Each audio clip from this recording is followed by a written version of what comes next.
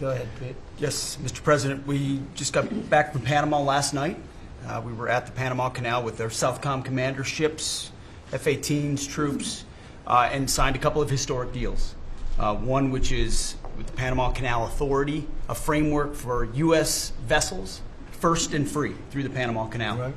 Right. And then also a memorandum of understanding with their security minister for the presence of U.S. troops. Fort Sherman is an old U.S. base there, as well as their naval station and air station, jointly with Panama to secure the Panama Canal from Chinese influence. That's something you said, we're taking back the canal. China's had too much influence. Obama and others let them creep in. We, along with Panama, are pushing them out, sir. And so we had a very successful trip there. President Molino sends his regards, very complimentary of the U.S. as he's a great ally, and I think they want the Communist Chinese out, and with our troops there partnering with their forces, we've got a chance to push them all the way out, sir. We've moved a lot of troops to Panama and filled up some areas that we used to have, and we didn't have any longer, but we have them now, and I think it's in very good control, right? Yes, sir. Okay, thank you, Pete. Very good. Howard? So, so we've have so many countries to talk to.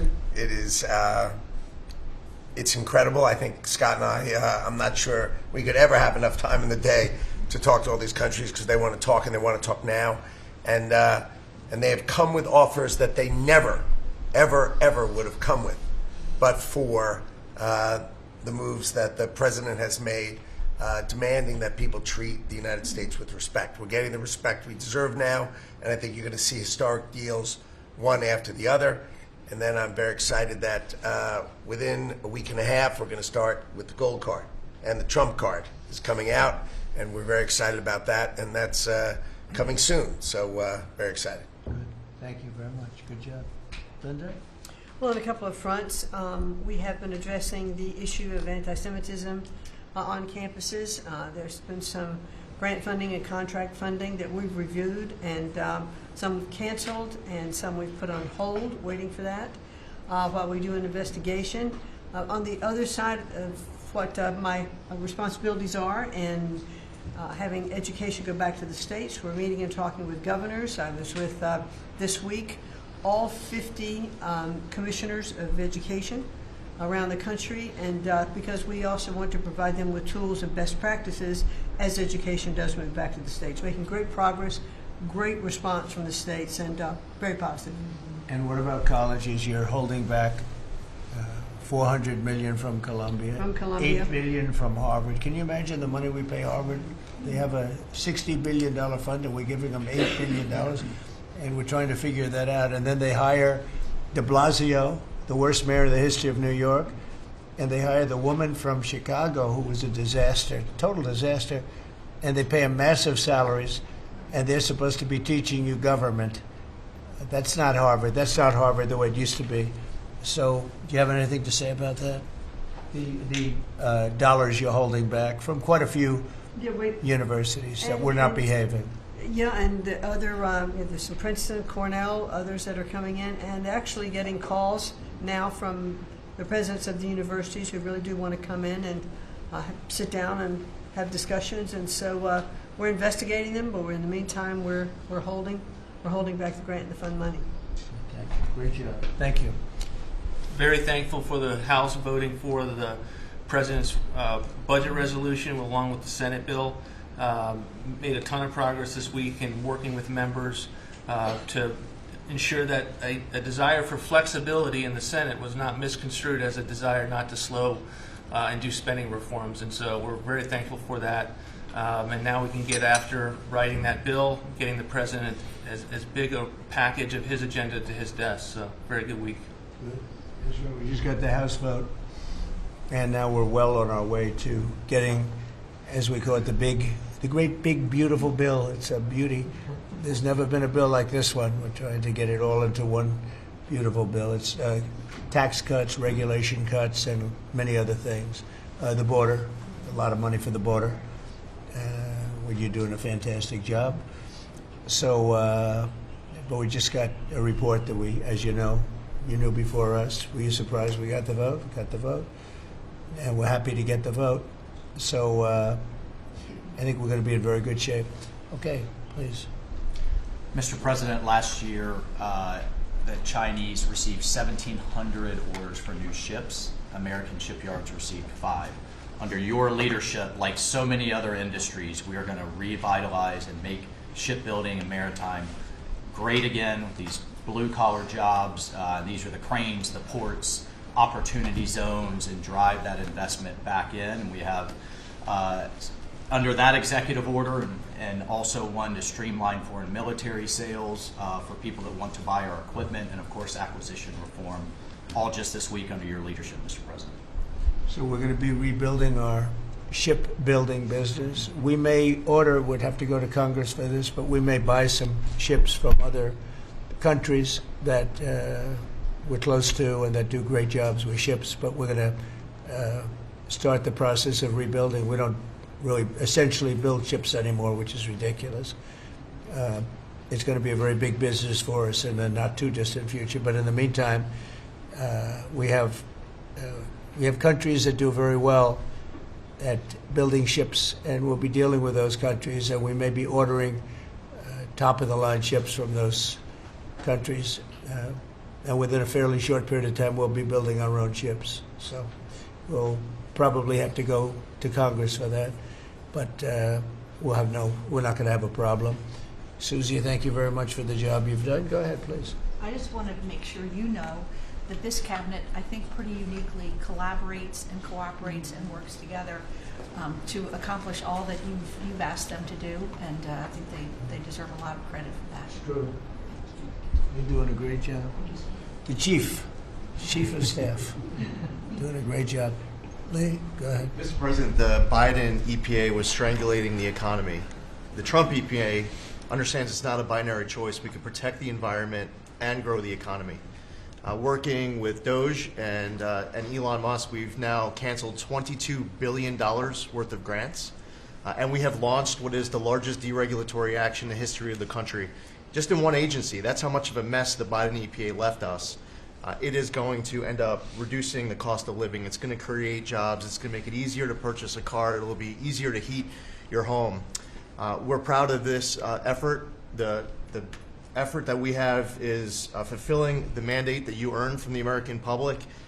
Clean air, land, and water for all Americans, unleashing energy dominance, permitting reform, advancing cooperative federalism, making America the AI capital of the world, and bringing back American auto jobs. When you called me that day asking for me to take this position, I was honored. And you were very specific and clear in what you wanted us to accomplish. We understand our mission, and at the Trump EPA, we're going to make you proud. Great job. You're doing a great job. And you have a lot of applications for approvals for power plants, which are going to really power the regular plants, and they're going to be right next to each other because we can't rely on our grid. It's old and it's tired, and it's very subject to being attacked, whether by rain or by bombs or by anything else. And we're letting people build their own power plants, and these are a lot of them being built with the AI and beyond the AI chips, and we're letting them build their own power, and never been done before. We're going to get it done quickly and approved quickly as part of a plant. They'll have a sort of be their own power company, and it's very exciting. They couldn't believe it when I told them that. I said, we're going to get you the approvals very fast as part of your regular plant. You're going to build electric producing plants, and it's very exciting. And they're able to do it very quickly and very well. And you made it possible. Thank you. You have a lot of applications for some of the biggest plants that have ever been built in the world. These are serious plants, aren't they? Huh? Approved. We are open for business. Working with Secretary Burgum, Secretary Wright, we are going to make you proud.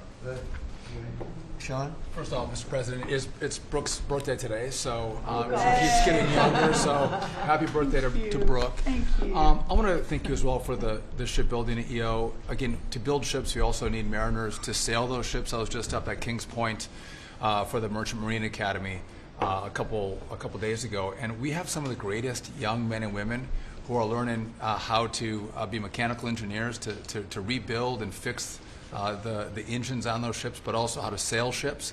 I would tell you that over the past decades, this academy has become, it needs some love. It's been a little bit dilapidated. We have to invest in sailors, and I appreciate you taking the initiative. To be a global power, we have to build ships and have sailors to sail those ships.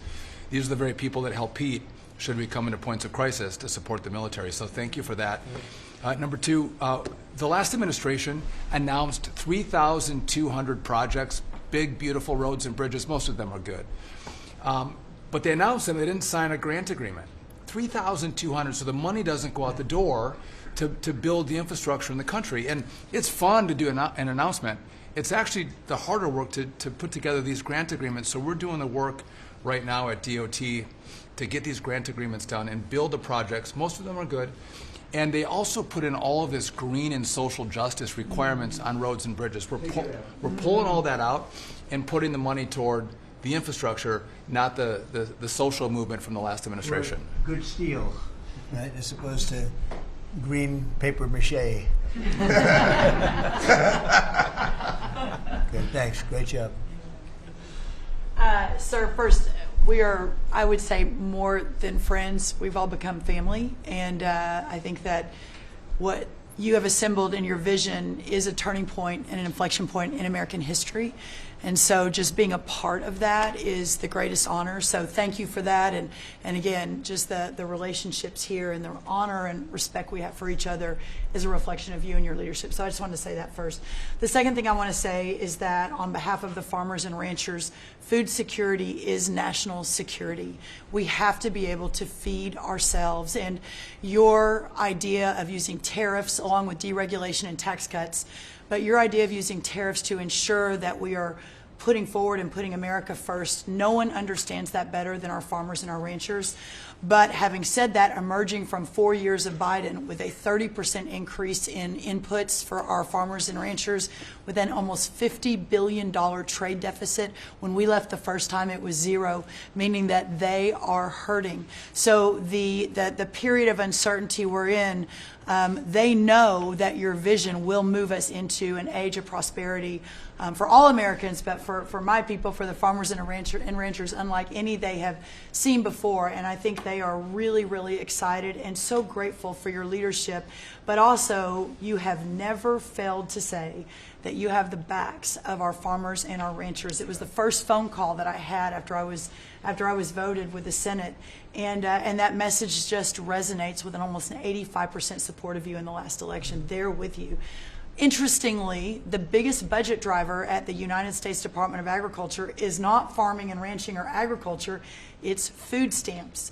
And so as we emerge and embark, Secretary Kennedy and I, on your vision of making America healthy again, a massive part of that is realigning and reworking our food stamp program so that it better serves those who need it.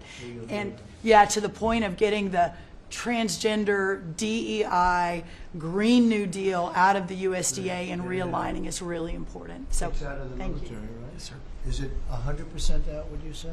99.9, sir. I'm going to get that last point Get the one out. rest of it. But thank you, sir. We've got a much different military, I will tell you. Thanks very much. Good job. And eggs are down. Eggs are Big, down. right? Yes, Big. yes, sir. Wholesale prices. Retail will come. Easter is the Super Bowl for eggs. So, you know, there may be a little fluctuation, but no, we feel really good about it. Thank you. That's what I hear. Thank you. Thank you. Good. I'd echo what Howard said on the trade queue, that we've got over 75 countries that want to come in. So it'll be Treasury, Commerce, Jameson at USTR, and we're putting a process in place. And as you said, you're going to be part of the negotiations too, because I've had these countries call me up and Secretary Bessent, we're happy you're going to be negotiating. I said, well, President Trump's going to be involved too. So bring your best deal on the budget. It's moving quickly in the House and the Senate, thanks to your leadership.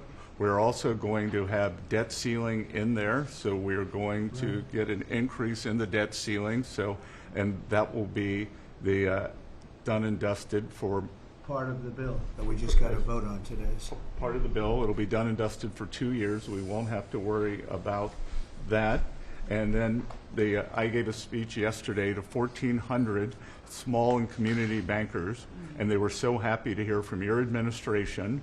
And I told them Wall Street's done great for the past 4 years, 10 years, 20 years. It can continue doing great, but it's Main Street's turn now, and it's those small bankers through deregulation, through emphasis on Main Street, your Main Street agenda, bringing back jobs, that is going to power the smaller communities. And then finally, the bond auction went very well yesterday. We had a lot of foreigners show up as the support, showing that the U.S. is still the best place to invest. The inflation report, as you said, was quite good.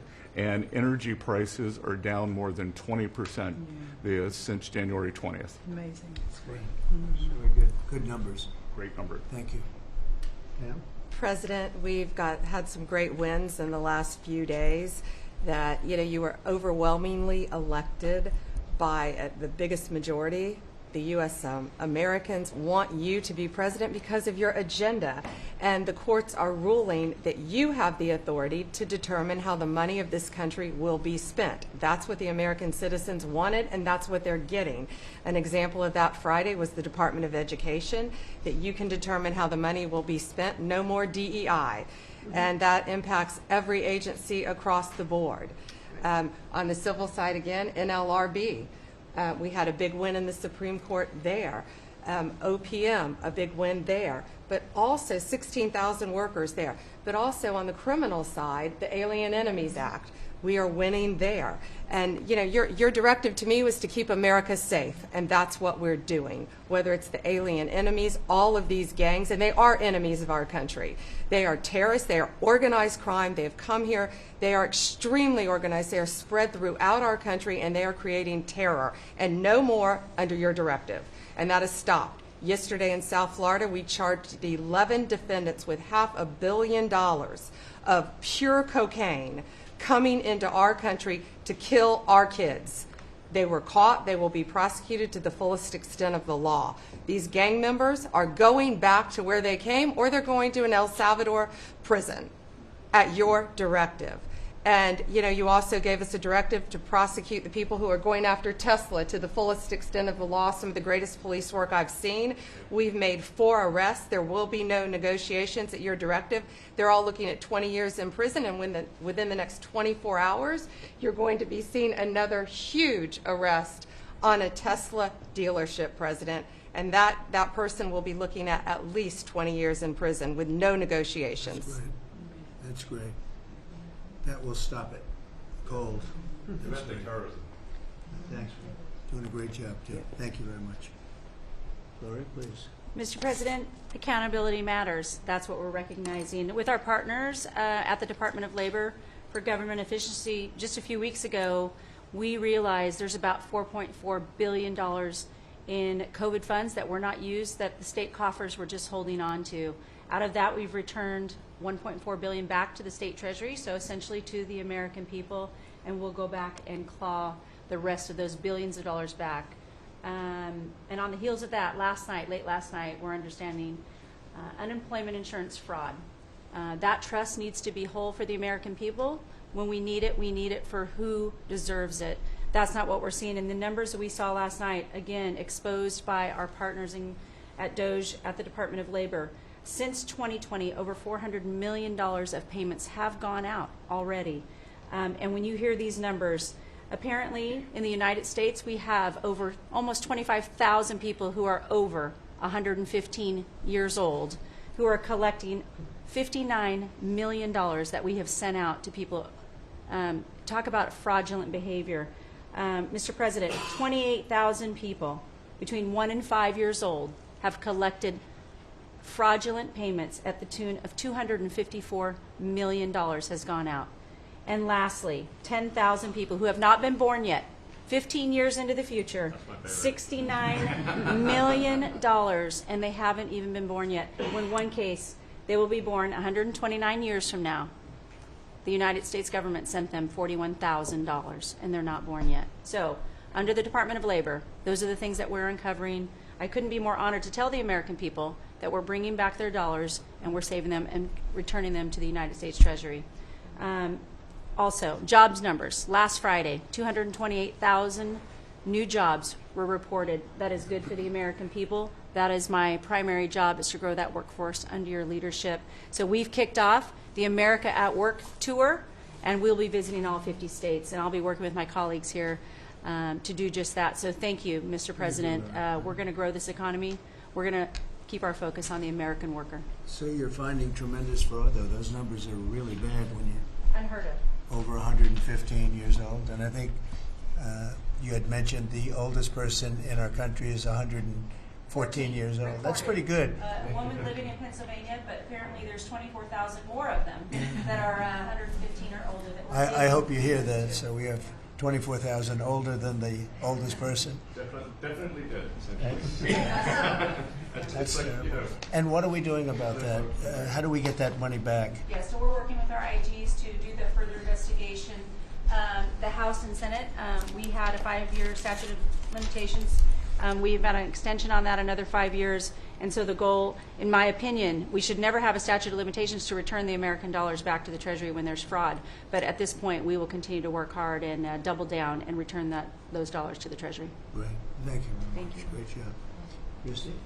Well, Mr. President, thank you for your leadership at the border. For the second month in a row, you have broken the record in the history of the nation for the lowest number of encounters at the border, which is absolutely remarkable. You have said that America's laws matter and that they'll be enforced, and we're hard at work now to get people to go back home that are here illegally. So the Alien Registration Act has been in place long enough now that those individuals that are here illegally, if they haven't registered, then they can be charged criminally, and they can face fines up to $1,000 a day and face deportation if they don't go home, and they'll never get the chance to come back to America. So we're encouraging people to use the CBP Home app to register, and we're working on the resources and funding to buy them a plane ticket to send them home.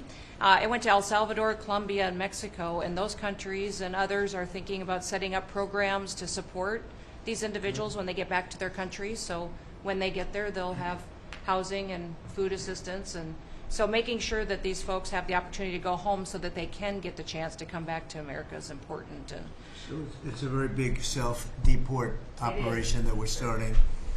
thousands of people have already Yeah. self-deported. Well, we're just going to, when you have 21 million people that need to go home because they're here breaking our laws, then we need to facilitate that. And I've been working with the governors a lot lately on several different issues. One of them has been on FEMA for recommendations on how to do exactly what you've directed us to do. And then also I sent a letter and communicated with them that they need to be setting up a SCIF. Some of our governors don't have secure facilities to have national security issues. I think one of the jobs Homeland Security has is to give communication down to states, to local cities and communities. And so recommending they get a SCIF, they have secure comms with them at all times or nearby so that they can have national security conversations, and then to have somebody in their office designated that is their communications person. A lot of them have emergency management officers, but they don't necessarily have somebody designated when it comes to a national security issue that we may need to communicate with them on. And I think American people need to know that Real ID will be required to travel on May 7th. So those governors have been notified to communicate that at home. We don't want anybody to get delayed and not be able to travel when they get to an airport. And this will also help us bring integrity back to all of our IDs and how they're used for issuing driver's licenses. And governors know how I feel about making sure their driver's licensing system has integrity, because a lot of people use their driver's license to vote. And the backbone of our country and the foundation is election integrity. So we're giving all those directions to our governors and communicating that so they can lead on it as well. And we're going to work with people so that if they go out in a nice way, go back to their country, we're going to work with them right from the beginning on trying to get them back in legally. Is that right? A chance to come back. So it gives you a real incentive. Otherwise, they never come back. They'll never be allowed once a certain period of time goes by, which is probably going to be 60 days.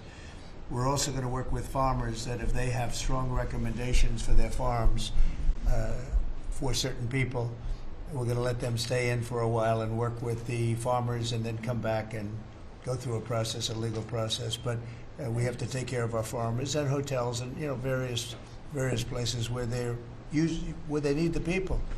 And we're going to be working with you very carefully on that. So a farmer will come in with a letter concerning certain people saying they're great, they're working hard. We're going to slow it down a little bit for them. And then we're going to ultimately bring them back. They'll go out, they're going to come back as legal workers. Okay? Yes, sir. Thank you. Which I think will be I think it's very important. Okay, thank you very much. Great job.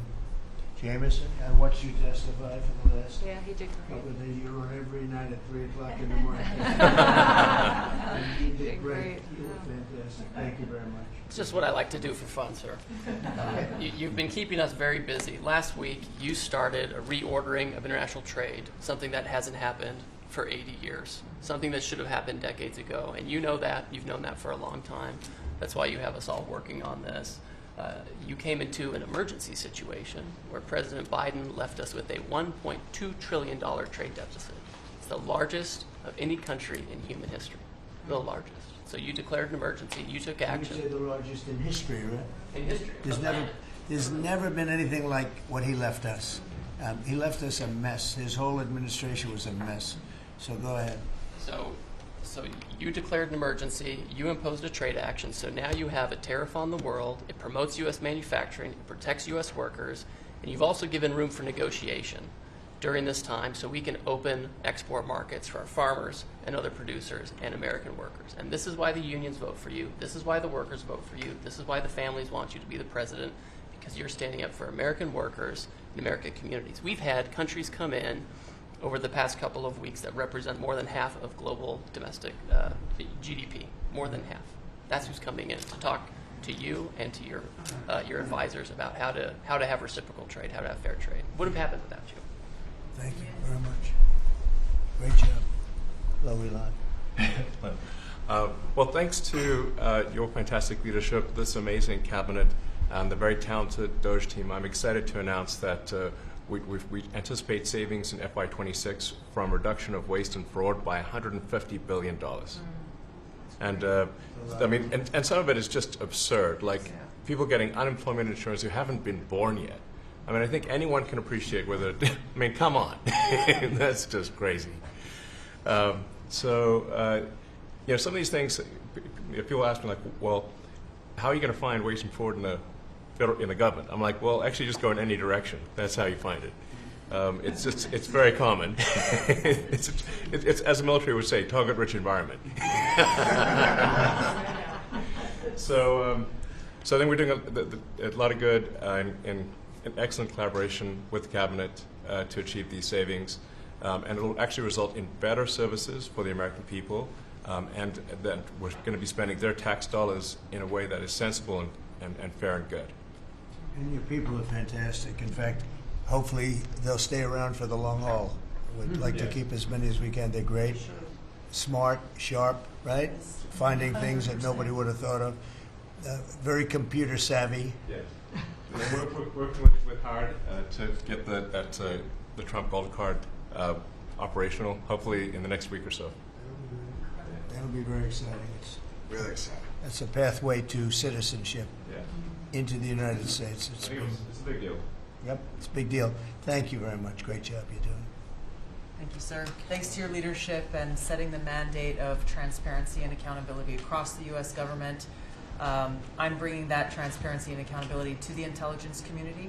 First and foremost, to make sure that you and your cabinet have that real-time, relevant, apolitical, objective intelligence to best inform whether it's negotiations for peace, negotiations around tariffs, the great work that you are leading around the cabinet today. Secondly, working with Department of Homeland Security and the FBI to increase our information sharing to achieve your goal of countering the narcotic trafficking and our ability to go after cartels now designated as foreign terrorists. I met with the National Sheriff's Association this week, being able to work to make sure that the information that they are getting on the ground, that local law enforcement is getting on the ground, is being fed back up through to our National Counterterrorism Center and that we have all of the federal agencies, state and local law enforcement all on the same page as we are working to make our country safe again. And lastly, sir, as you know, declassification and rooting out weaponization, politicization of the intelligence community is a huge priority. You know more than anyone else the very dangerous and negative consequences of that. I've got a long list of things that we're investigating. We have the best of the best going after this. Election integrity being one of them.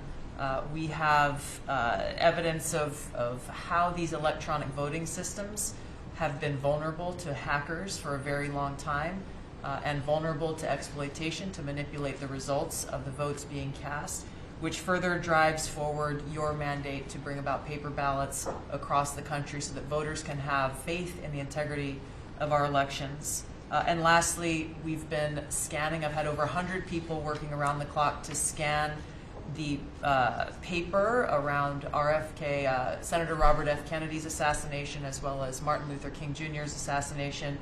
These have been sitting in boxes in storage for decades. They have never been scanned or seen before. We'll have those ready to release here within the next few days. That's great. Bobby, how do you feel about that? That's hitting, I'm very gratified to you. That's hitting close to home, isn't it? No When you kidding. think, Yeah. I'm thinking about Bobby when that statement's made. I'm very grateful to you, Mr. President.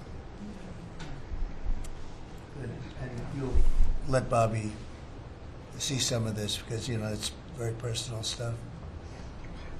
But it's time. I've asked him, and his response is, put it out. The world needs to know the truth.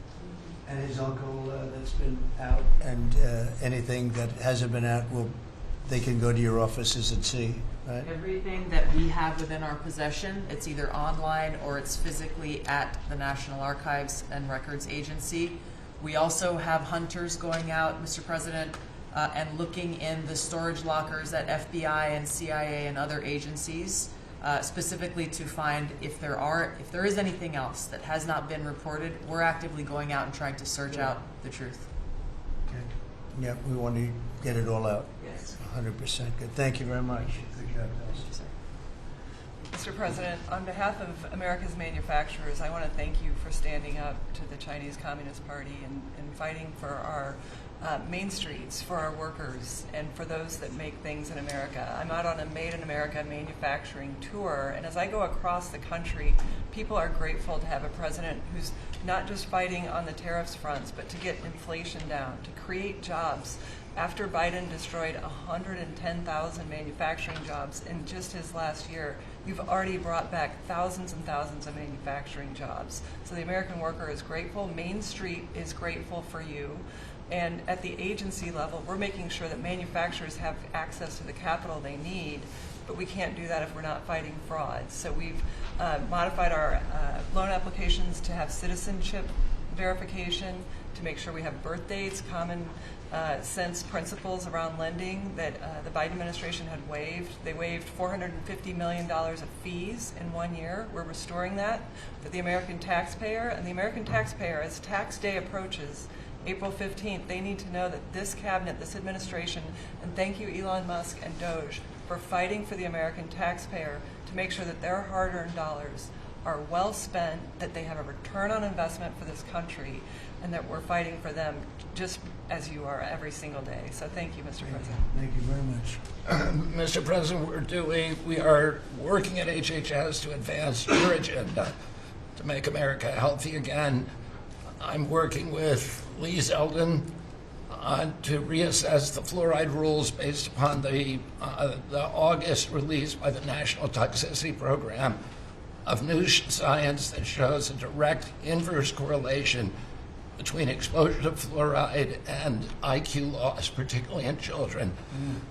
Lee and I were in Utah this week, to announce that Utah became the first state in the country to ban supplemental fluoride. I'm working with Brooke on, and governors now in 24 states who are advancing MAHA legislation to get soda pops off of the food stamp program, off the SNAP program. We've launched Operation Stork Speed to get the bad chemicals out of baby formula. We're we're working with governors across the country to get good food into the school lunch programs and to get rid of food, chemical dyes and other bad chemicals that are in our food. We've shown now that this directly affects academic performance, violence in the schools, and mental health, as well as physical health. We are working with governors across the country to get cell-to-cell or bell-to-bell legislation to restrict the use of cell phones in schools, which again dramatically impacts academic performance. Today we announced a dramatic reduction in animal testing at NIH and FDA. We're going to switch over to AI, which we've now found is much more precise in identifying the impacts of toxics in various products. We're working with Elon, who's done an incredible job to eliminate the redundancies and to streamline operations at all the health agencies and to recalibrate our trajectory to your agenda of making America healthy again. And finally, the CDC has done an amazing job at getting the measles outbreak under control. We have about 680 cases now in 22 states, compared to the same outbreak in Europe, which is 127,000 cases and 37 deaths. Our numbers in this country have now plateaued.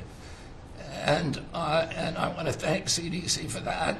And we're trying to refocus the press. We've had 3 measles deaths in this country over 20 years. And we're trying to refocus the press to get them to pay attention to the chronic disease epidemic as you've asked us to. We have now 38% of American youth are pre-diabetic. This was unknown 30 years ago. Every child that becomes diabetic, there should be a headline about them. We have 100 million adults who are pre-diabetic or diabetic. And we have, we have now, the autism rates have gone from now most recent numbers we think are going to be about 1 in 31.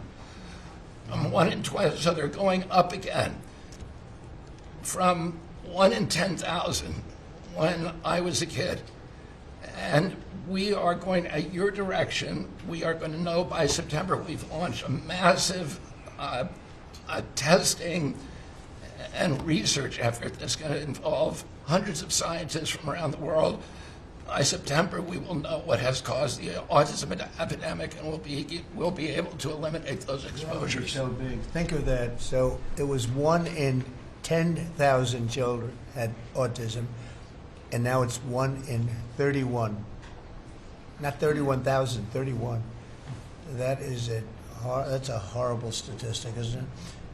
And there's got to be something artificial out there that's doing this. So you think you're going to have a pretty good idea, huh? We will know by September.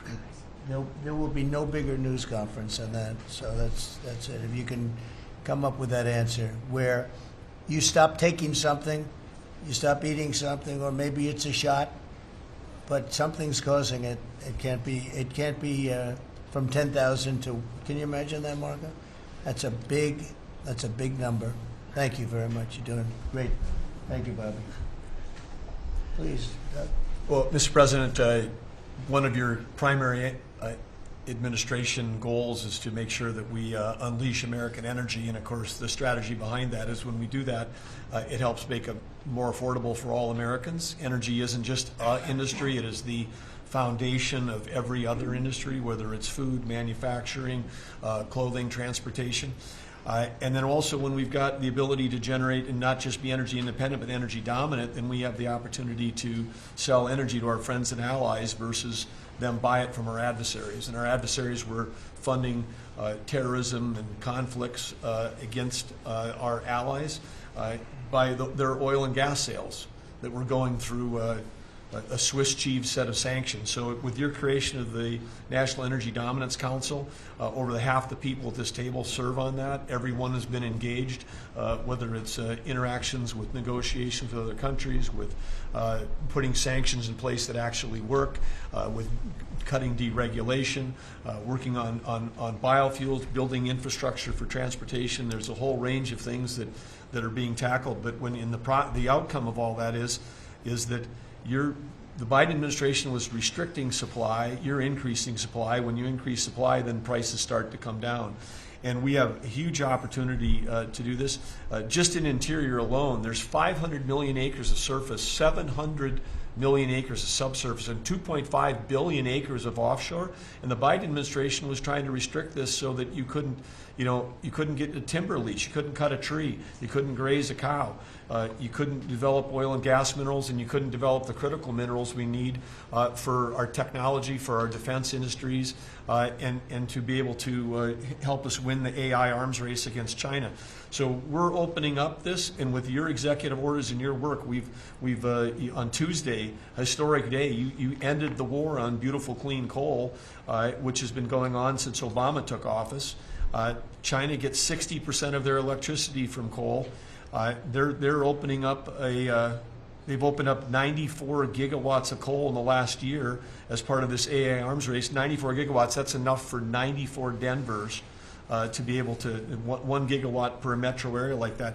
It's unheard of. So we have an opportunity under your leadership to come back. The Gulf of America had its first offshore lease sale, which is scheduled for later this year, but that was, the industry loved that because the Gulf of America is now open for business again.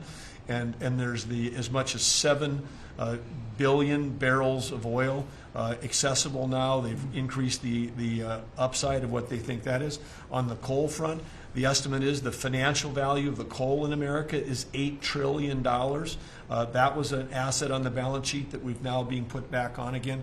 And of course in Alaska, with your separate executive orders to unleash Alaska energy between ANWR, the North Slope, the Strategic Petroleum Reserve Alaska, all of those, we've reversed Biden decision. Those are all open for business again. And all of this is leading to the investment coming to America. The smart money is coming to the U.S. That's why we've got trillions of dollars of investment that are showing up at the door, because they know if they're going to do manufacturing here, there's going to be energy to power their plants. And so, again, thank you for your leadership and thank you for everything you're doing. Very good. Thank you. Marco. Well, Mr. President, one of the most important things I believe you'll achieve in your presidency is reordering the world in a proper way. For 31 years, more than 31 years now, multiple administrations have allowed the Chinese to deindustrialize this country, to take away jobs and factories and pillars of our national strength. And what you're doing now, I think, is a great service to our country, but ultimately to the world.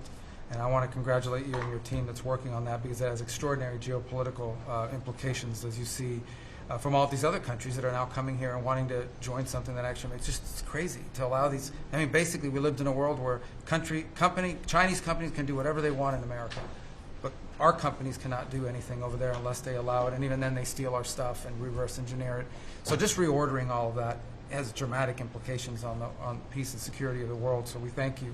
An important meeting, thanks to you, is going to happen on Saturday for the first time in a long time. There'll be direct talks between Ambassador Woodcoff and a top-level leader in Iran. We hope that'll lead to peace. You've been very clear what Iran is never going to have is a nuclear weapon, and I think that's what led to this meeting, and we'll wait for him to come back from it, and we're hopeful about that. I would also say that we are receiving, and I think the Department of Homeland Security can confirm this, historic cooperation from countries all over the world. Number one, in taking back their citizens. Every country in the world has to take back people that are illegally in another country, and we have countries that refuse to do it or will kind of ignore our calls. All of them are doing it. The ones that are not are paying a price. And we've also found cooperation in other countries that are willing to take some of these people, some very dangerous criminals. I know the President of El Salvador will be here next week, has really been a good friend of the United States in that regard. These are some of the worst people you'll ever encounter, and Pam knows this, and Christy knows this from the work they're doing. And one last point I want to make, Mr. President, and again, it's under your leadership, it's actually under your executive order. If you come to this country as a student, we expect you to go to class and study and get a degree. If you come here to vandalize a library, take over a campus, and do all kinds of crazy things, we're going to get rid of these people.